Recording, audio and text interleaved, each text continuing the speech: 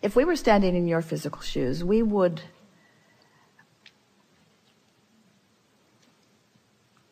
decide to be lazy. We're reaching for the perfect word. We would decide to be lazy for a little while. Because in your giving yourself permission to be lazy, you're giving yourself permission to allow your grid to fill in with everything that you've already chosen and put into your vortex. The word lazy has an unpleasant connotation, doesn't it? Because it's humans measuring themselves against other humans based upon a flawed premise. And the flawed premise is, the more you do, the more you're worth. And that is the most flawed of all flawed premises. I'd like to give you the premise that is at the basis of your universe. The better you feel, the more you allow. You could not be more deserving. You came as deserving beings into this time-space reality with powerful and clear intent. You've been mixing it up with others and defining what's important, not only to you personally, but important to you on behalf of others. You've included in your vortex the well-being of many others. In some cases, mass consciousness. In some cases, a community. In some cases, a family. But you've included in your vortex a desire for the well-being of far more than your personal self. But it is necessary for you to tend to the well-being of your personal self in order to be a productive advocate for the well-being for anyone else. In other words, you cannot give, or you cannot extend, or you cannot punctuate, or you cannot accentuate, you cannot assist anything that you are not already feeling. Which means, if you are wanting in an altruistic way to be of advantage to everyone you know, you first have got to find a way to be of advantage to yourself. Which means you want to carve out more time to be nicer to yourself. More private time. More time under the bridge. More time where others are not telling you what to do. More time when you are satisfying your own personal intention for things. If we were standing in your physical shoes and someone were to ask you to do something, we would stop in the middle of the request and we would evaluate it completely. And we would say to them, I sincerely desire to accomplish this request that you are offering. And it is my expectation that I will be able to do that since I am in this relationship with you and you are requesting it of me, employer or mate or parent or child or whoever it is. It is my expectation that I will be able to accomplish this.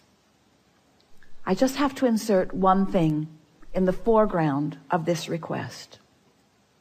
I will accomplish it for you as long as I can first accomplish ease for myself in the process. I really want you to ponder that a little bit. Esther, on one of the earlier cruises, made sure that everyone received an easy button from Staples. Everyone got one.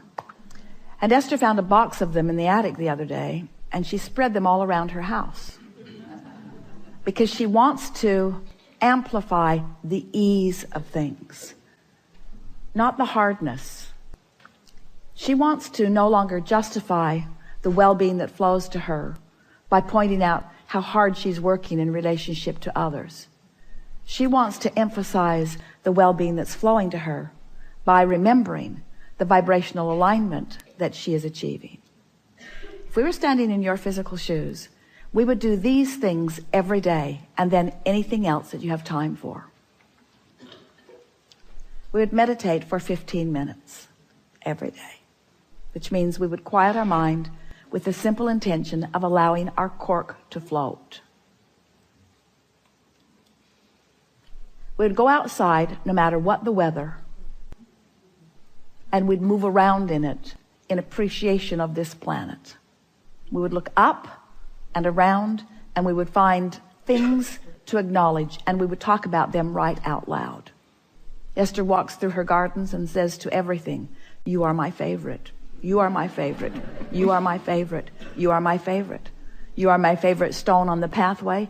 You are my favorite bird in the tree. You are my favorite flower in bloom. You are my favorite flower not in bloom. You are my favorite tree. You are my favorite bush. You are my favorite frog. You are my favorite frog. You kept me awake all night, but you are still my favorite frog. In other words, so first thing, meditate. Second thing, spend more time outside.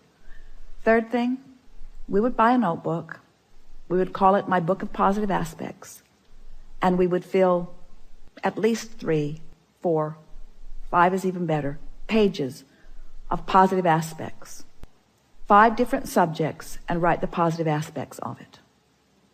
Training your vibration into that upward place. And then there is one last thing that if we were standing in your physical shoes, we would do every single day. We would look upward and outward. It's best if you do it outside or standing at a window. And we would acknowledge that there are universal forces that are focused right at you. We would acknowledge by calling it by name, if you have a name that you like. And we would say, I acknowledge that I am the object of your positive attention, and I'm appreciating your continual gaze on behalf of my well-being. And today, no matter where I am, no matter where I am going, no matter what I am doing, and no matter who I am doing it with, I will be in conscious awareness that you too are there with me, appreciating me, supporting me, assisting me, acknowledging me, inspiring me, guiding me, having fun with me, acknowledging me, supporting me, assisting me, inspiring me, helping me, guiding me, aware of me, loving me, showing me, inspiring me, guiding me, helping me, uplifting me, showing me. Get into an endless loop of that acknowledgement and watch what begins to happen in your life as soon as this day. Your vortex is filled to the brim with specific requests that you have put there and that you are deserving of the realization of. And it's time for those realizations to be flooding into your experience at a rate that will astonish those who surround you. It's time for you to remember what you've put there and to bring it forward active into your today experience. We've been talking to you all day from our appreciation of who you are. But even as we express it from our powerful point of knowing, we know that you don't yet know who you are. You don't, for the most part, understand the important role you play in the expansion of all that is. We stand as the beneficiaries of all of the vortices that you have accomplished, and we revel in them. But it is our powerful desire that you now, here in your physical bodies, allow yourselves to be the recipients of the physical manifestation of those things that you have put there. Because that was the plan. You didn't say, I'll go forth and fill up a vortex full of things that I care about and deny myself of the realization of them. You said, I'll go forth and I'll experience the fullness of that, you see. And so as we visit with you here today, it is our acknowledgement that in these hours that we've been together, because of the willingness of you to listen and play with us, and because of the willingness of those to ask the questions in the way that you have, it's our knowing that your vibration is shifted to a new place. And it is our expectation that your expectation has also shifted to a new place. Your life is forever changed, and we don't say that to everyone. We don't say it every seminar. We don't say it every time, but it is true today. Watch for the evidence of it. There is great love here for you. And as always, we remain in the book.